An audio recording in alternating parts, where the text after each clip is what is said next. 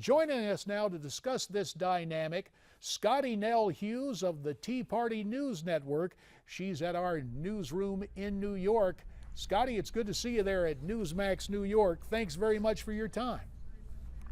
Oh, thank you, JD, and it's an honor to join you. If there's any person I need to talk about establishment versus Tea Party grassroots activists, you are definitely the man that most of this argument has happened about, and you've experienced it personally. Well, it is interesting to have money and titles thrown up against a grassroots candidacy.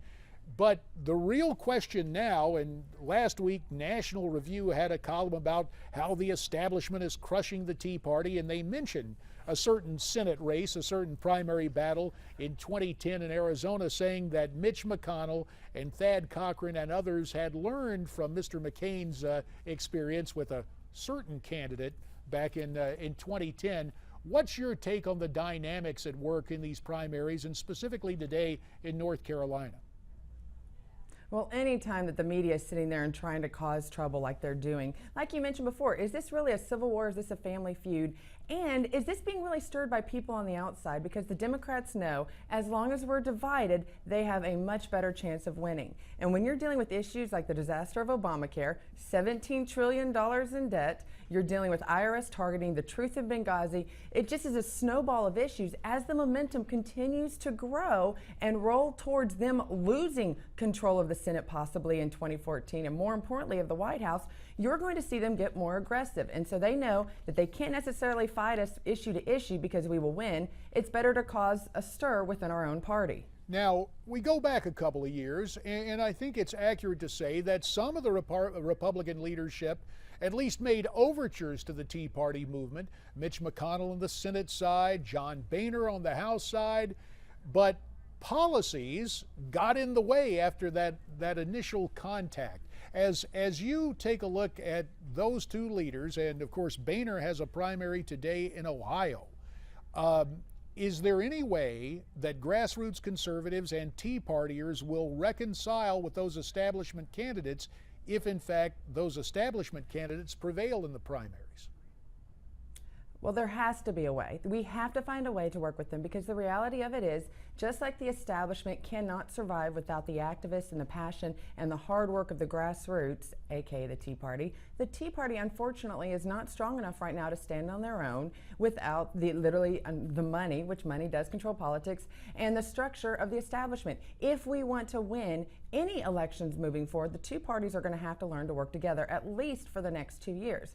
That being said, though, we don't have to win the election today. I already hear the mainstream media sitting there screaming about the Tea Party being dead, and the establishment people toasting each other on the golf course because they think that the elections today might not work out so well for us. What they don't understand is that we have already won. We have controlled the conversation. We have controlled the dynamic. We are making politicians have to answer for their votes in the public eye within the Republican Party. JD, revolutions are not started and won overnight. It takes strategy. It takes planning. That is where the Tea Party is right now. We are planning on setting our people where we work.